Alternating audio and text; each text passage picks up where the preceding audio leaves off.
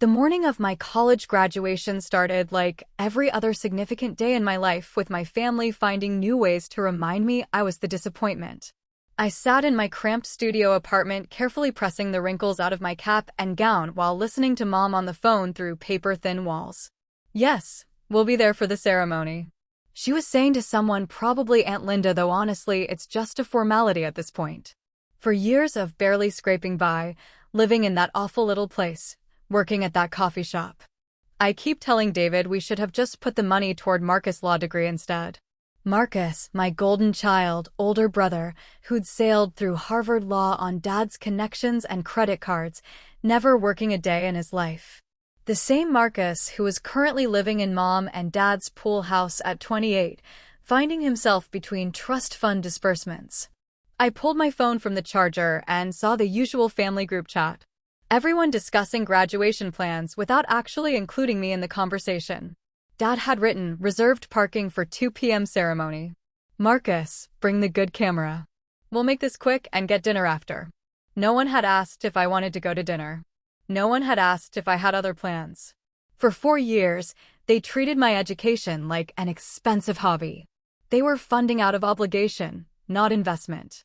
Every semester, Dad would sigh dramatically while writing the tuition check, muttering about throwing good money after bad.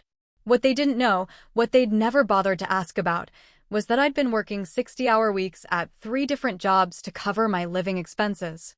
The coffee shop job they knew about because they'd seen me there once and spent 20 minutes lecturing me about wasting my degree. They didn't know about the late-night tutoring sessions where I helped struggling students with organic chemistry, or the research assistant position I'd held for 3 years under Dr. Patricia Hendricks in the molecular biology lab. They especially didn't know about the conversations I'd been having with Harvard Medical School's admissions committee for the past 6 months. I arrived at the university's main auditorium 90 minutes early, partly to help with setup as requested by Dean Morrison, but mostly to avoid the inevitable pre-ceremony lecture from Dad about realistic expectations and backup plans.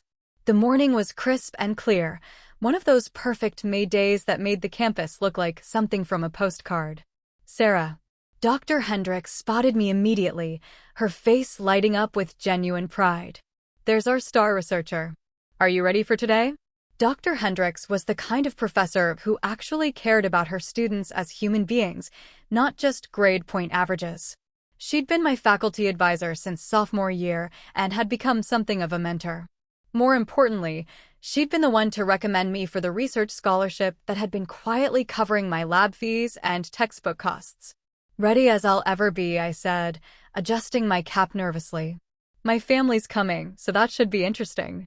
Her expression softened. In 3 years of working together, she'd gotten enough glimpses into my family dynamics to understand what interesting meant. Well, I think they're going to be very surprised today. Before I could ask what she meant, Dean Morrison approached with his characteristic warm smile. Sarah, perfect timing. I wanted to run through the special announcements with you one more time. Special announcements? My stomach dropped. I thought I was just receiving my diploma with everyone else. Dean Morrison and Dr. Hendricks exchanged a look I couldn't quite read. Well, yes, but there are a few other items we need to address. Don't worry, it's all good news. We'll brief you fully in about an hour. Families began filtering into the auditorium around 1:30, and I spotted my parents immediately. Dad wore his "I'm doing this under protest" expression, the same one he'd worn to every school play, science fair, and academic awards ceremony throughout my childhood. Mom had dressed appropriately for the occasion, but kept checking her watch as if she had somewhere more important to be. Marcus arrived fashionably late, of course, wearing sunglasses indoors and carrying the good camera Dad had mentioned, though he spent more time taking selfies than actual family photos. My younger sister, Emma, sat between Mom and Dad, scrolling through her phone with the practice boredom of a high school junior who'd been dragged to another family obligation. They'd saved me a seat technically, but it was at the end of the row where I'd have to climb over people to reach it. The universal family seating arrangement that said, "You're included, but barely." "There she is," Dad said as I approached, his voice carrying that particular tone of resigned tolerance. "The graduate. How does it feel knowing this is finally over?" "Expensive," Mom added helpfully. $23,000 a year for 4 years, plus living expenses, books, that computer you insisted you needed. Don't forget the coffee shop uniform, Marcus chimed in, lowering his sunglasses to look at me. Though, I guess you'll be keeping that job for a while longer, right? Mark, it's pretty tough for what was your major again? Molecular biology, I said quietly. Right. Molecular biology. He said it like I told him my major was underwater basket weaving. Very practical. Lots of opportunities there, I'm sure. Emma didn't look up from her phone. Can we just get this over with? I'm supposed to meet Jessica at the mall at 4 o'clock. I took my seat and tried to focus on the positive. In 2 hours, this would all be over. I'd have my diploma. I'd be officially done with undergraduate studies, and I could move forward with the next phase of my life, whatever that looked like. The ceremony began promptly at 2 p.m. with the traditional processional. Students filed in by department, and I walked with my fellow biology majors, most of whom had family members cheering enthusiastically from the audience. I could see my parents in their seats. Dad already looking like he was calculating how much longer this would take. Dean Morrison took the podium with his usual commanding presence. He was the kind of academic leader who commanded respect without demanding it. Soft-spoken but authoritative with silver hair and wire-rimmed glasses that made him look like Central Casting's idea of a distinguished university dean. Welcome families and friends to our 156th commencement ceremony, he began. Today, we celebrate not just the completion of academic requirements, but the beginning of new chapters in the lives of 847 remarkable young people. The opening remarks followed the standard template acknowledgments of faculty, recognition of families, reminders about cell phone courtesy. I half listened while scanning the audience, noting which families had brought elaborate flower arrangements and professional photographers. The Hendersons in the third row had what appeared to be a small film crew documenting their daughter's graduation. My family sat in their assigned seats like they were enduring a mandatory corporate training session. Before we begin conferring degrees, Dean Morrison continued, I'd like to take a moment to recognize some exceptional achievements within this graduating class. Each year, a small number of students distinguish themselves not just through academic excellence, but through research contributions that advance our understanding of their chosen fields. I felt a flutter of nervousness. Several of my classmates had done impressive research projects. Jennifer Martinez had published a paper on sustainable agriculture. Robert Kim had developed a new statistical model for predicting climate patterns. I hoped my work with Dr. Hendricks on protein synthesis mechanisms would at least get an honorable mention. This year's recipient of the Outstanding Undergraduate Research Award has spent 3 years investigating novel approaches to protein folding that could revolutionize how we understand Alzheimer's disease progression. Her work has already been accepted for publication in the Journal of Molecular Biology, and she's been invited to present her findings at the International Conference on Neurodegenerative Diseases this fall. My heart started beating faster. The protein folding research was my project, but I'd had no idea it was being considered for any awards. Dr. Hendricks had mentioned that the paper was accepted for publication, but I hadn't realized the significance of the journal or the conference invitation. I glanced at my parents. Dad was whispering something to Mom, probably calculating parking meter time. Sarah Elizabeth Thompson, would you please join me on stage? The sound of my name through the auditorium speakers hit like a physical force. Several hundred people turned to look at me, including my family, whose expressions ranged from confused to mildly annoyed that I was delaying the ceremony.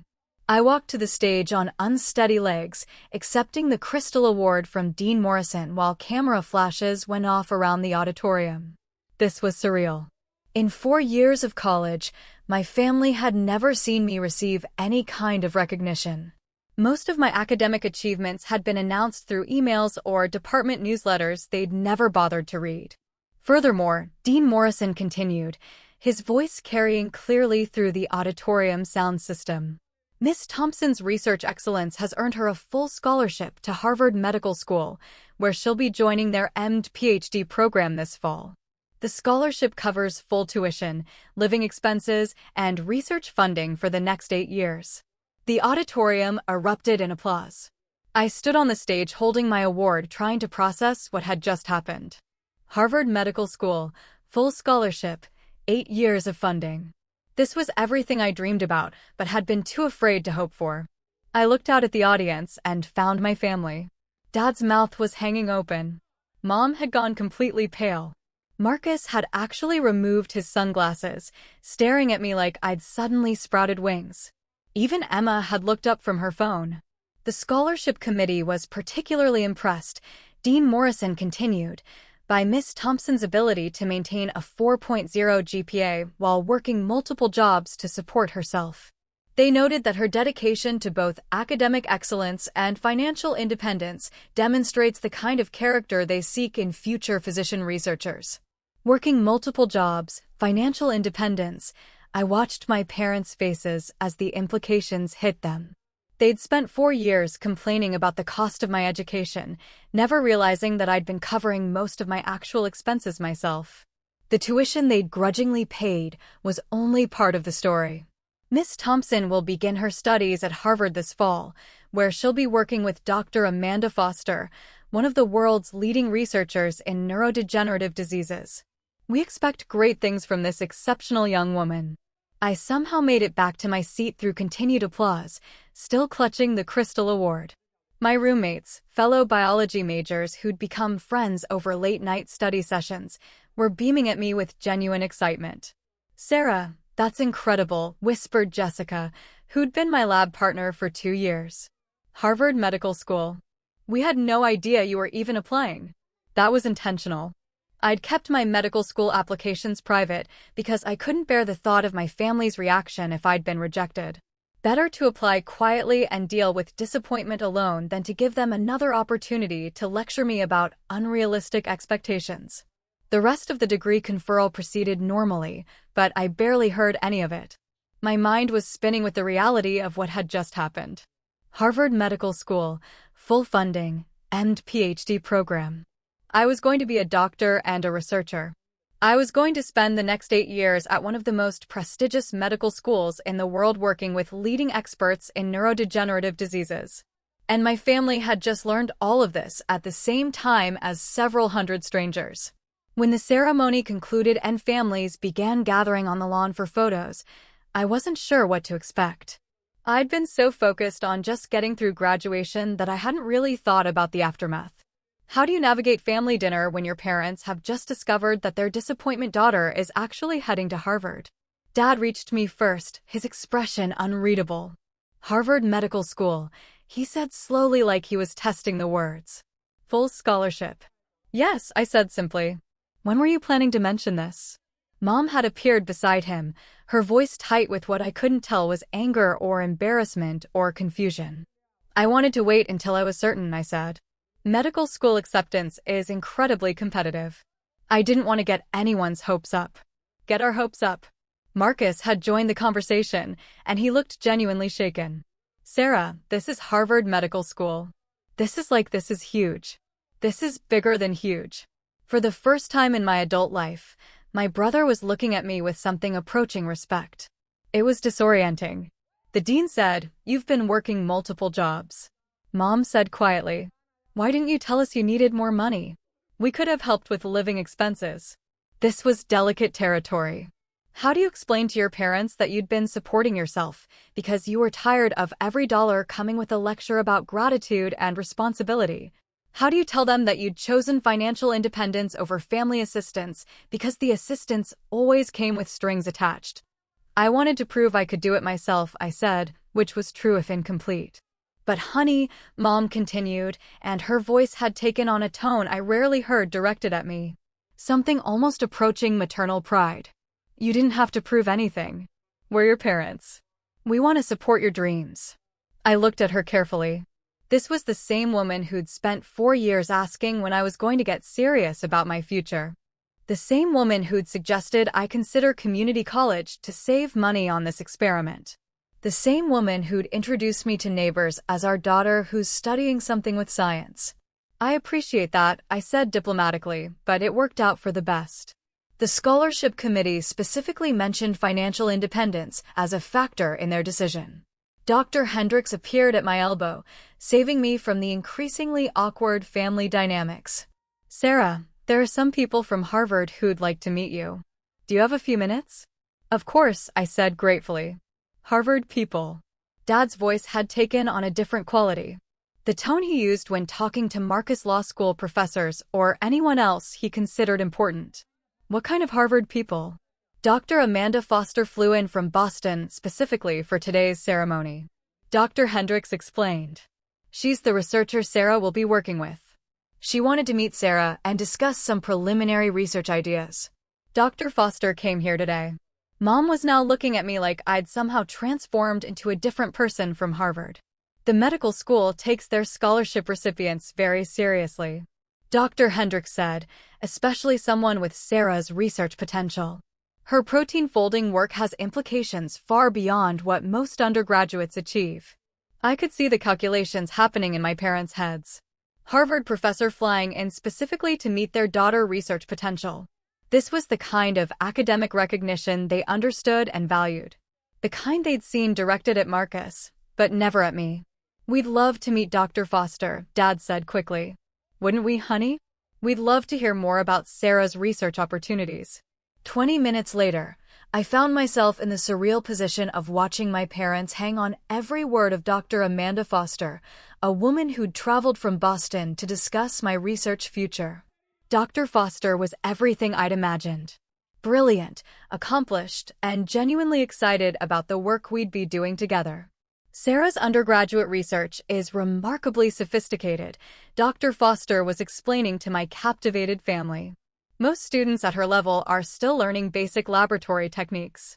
Sarah has identified novel protein interactions that could lead to early intervention strategies for Alzheimer's patients. Early intervention, Dad repeated like he was taking mental notes. That sounds very important. It could change how we approach neurodegenerative diseases, Dr. Foster confirmed. Sarah's work has the potential to help millions of people. That's why Harvard was so eager to secure her for our program.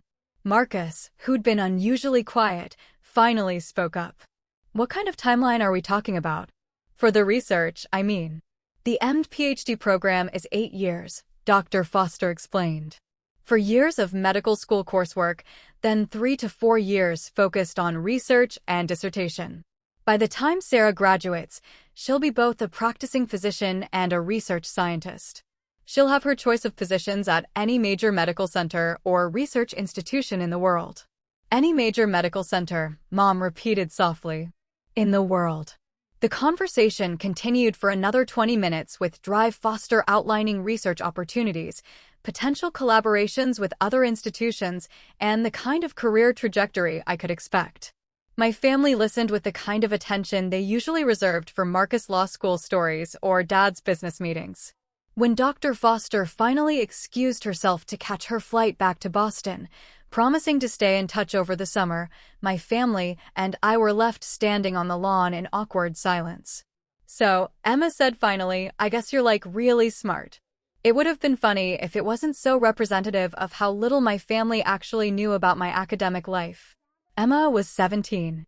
She'd lived in the same house with me for most of her life, but she'd apparently never noticed that I'd graduated valedictorian from high school, earned a full scholarship to college, or spent the last 4 years maintaining perfect grades while working multiple jobs. I've always been really smart, I said gently. You just never asked. That hit harder than I'd intended. The silence stretched uncomfortably until Marcus cleared his throat. Look, Sarah, he said, and his voice had lost its usual condescending edge. I think we owe you an apology, a big one. We haven't been paying attention to what you were accomplishing. I mean, you've been working multiple jobs, Mom said, and she sounded almost stricken while maintaining perfect grades, while doing research that impressed Harvard Medical School. And we've been treating you like, she didn't finish the sentence, but she didn't need to. We all knew how they'd been treating me. Like the family disappointment. I finished quietly. Dad winced. Sarah. Honey, that's not. We never thought you were a disappointment. I looked at him steadily. Dad, 3 hours ago, you whispered to Mom that you were finally done wasting money on this failure. The color drained from his face. He'd forgotten I was sitting close enough to hear him. Or maybe he just hadn't cared at the time. I didn't mean that was just I was frustrated about the expense, not about you personally. You told Aunt Linda that the money would have been better spent on Marcus' law degree. I continued. You've introduced me to your colleagues as our daughter who's studying something with science. You gave Marcus a new BMW for graduating high school, but when I graduated valedictorian, you took us to Applebee's. Each example hit like a physical blow. I wasn't trying to be cruel, but 4 years of accumulated dismissal and condescension had to be addressed if we were going to have any kind of honest relationship moving forward. I think Mom said carefully that we've made some serious mistakes in how we've supported you or failed to support you. The question now, I said, is what happens next? It was a fair question. In 3 months, I'd be moving to Boston to begin medical school. 8 years of education stretched ahead of me, followed by residency, fellowship, and hopefully a career in academic medicine. I was about to embark on a path that would likely keep me busy and geographically distant for the next decade. Did I want my family to be part of that journey? Did they want to be part of it? And if so, how did we rebuild a relationship that had been based on their fundamental misunderstanding of who I was and what I was capable of? We'd like to be better, Dad said finally. We'd like to understand what you're doing and support it properly if you'll give us the chance. We're proud of you, Mom added in her voice caught slightly. We should have been proud of you all along, but we're proud of you now. Harvard Medical School, Sarah. Our daughter is going to Harvard Medical School. That sounds wonderful, Dad said, though I could tell he was still processing the fact that his failure daughter had been personally recruited by Harvard Medical School. The position pays $48,000 for 3 months, I continued. Plus research publication bonuses. Dr. Hendricks thinks we'll have 2 more papers accepted before I leave for Boston. $48,000 for a summer research position. That was more than Marcus had made in his entire first year out of law school back when he was actually practicing law instead of finding himself in the pool house. 48,000. Emma repeated for 3 months. Research scientists are well compensated, I said, especially when their work has commercial applications. The protein folding research has already attracted interest from 3 pharmaceutical companies. I could see my family recalculating everything they thought they knew about my career prospects. This wasn't just academic achievement. This was practical financial success, the kind of success they understood and respected. Sarah, Marcus said slowly. I think I owe you a really big apology. Like a really, really big apology. We all do, Mom said firmly. Starting with dinner tonight. A proper celebration dinner wherever you want to go. And dessert, Emma added. Really good dessert, like expensive dessert. I looked at my family, my flawed, dismissive, occasionally impossible family, and felt something I hadn't experienced in years. Hope, not for perfection, but for better. For the possibility that they could learn to see me as I actually was, rather than as their preconceived notion of what I should be. I'd like that, I said. But can we go somewhere that doesn't have a kids' menu? I'm 22 and heading to Harvard Medical School. I think I've earned the right to eat somewhere with cloth napkins. Dad laughed. Actually laughed. Not the polite chuckle he usually offered when I attempted humor. Cloth napkins. It is the fanciest restaurant in town. Our future doctor deserves the best. Future doctor. Our future doctor. It was the first time I'd heard genuine pride in his voice when he talked about my future, and it meant more than I'd expected. As we walked toward the parking lot, Dr. Hendricks caught up with us one more time. Sarah, I forgot to mention Harvard called this morning. Dr. Foster wanted me to tell you that they've arranged housing in graduate student apartments near the medical school. Fully furnished, utilities included. You won't need to worry about finding a place or dealing with security deposits. That's incredibly generous, Mom said. And I could tell she was starting to understand the level of investment Harvard was making in my education. They also mentioned, Dr. Hendricks continued with a slight smile, that the scholarship includes an annual stipend for conference travel and research expenses. $25,000 per year on top of tuition and living expenses. $25,000 per year for research expenses. I was beginning to understand that this wasn't just a scholarship. This was Harvard Medical School investing in my potential as a future leader in medical research. My family was beginning to understand it, too. As we reached Dad's car, he turned to me with an expression I'd never seen before. Something between amazement and remorse. "Sarah, I need you to know something. When I said I was done wasting money on this failure, I wasn't talking about you personally. I was talking about, well, I thought I was talking about a degree that wouldn't lead anywhere practical." "I know, Dad, but that's not an excuse," he continued. "I should have asked more questions. I should have taken more interest in what you were actually studying and achieving. I should have been a better father." "You can be a better father starting now," I said. "If you want to be." "I do want to be," he said quietly. "We all do." The drive home was different from any family car ride I could remember. Instead of Marcus dominating the conversation with stories about his latest internship or networking event, everyone wanted to hear about my research, my plans for medical school, and my long-term career goals. For the first time in years, I was the center of positive family attention. Not because I'd caused a problem or needed correction, but because they were genuinely interested in my life and proud of my achievements. It would take time to rebuild trust and establish new patterns of interaction. For years of dismissal and condescension wouldn't disappear overnight. But as we pulled into the driveway of my childhood home, I felt something I hadn't felt in years. The possibility that my family might actually become people I wanted to spend time with. That evening, over dinner at the nicest restaurant in town, complete with cloth napkins as promised, Dad raised his glass for a toast. "To Dr. Sarah Thompson," he said, his voice carrying genuine pride and affection. "Our daughter, the Harvard Medical School scholar, the published researcher, and the future leader in medical science. We're sorry we didn't see your potential sooner, but we see it now and we couldn't be prouder." "To Sarah," the rest of the family echoed, raising their glasses. As I sat there, surrounded by family members who were finally seeing me clearly for the first time, I realized that sometimes the best graduation gift isn't something you receive. It's something you give yourself. The gift of proving once and for all exactly who you are and what you're capable of achieving.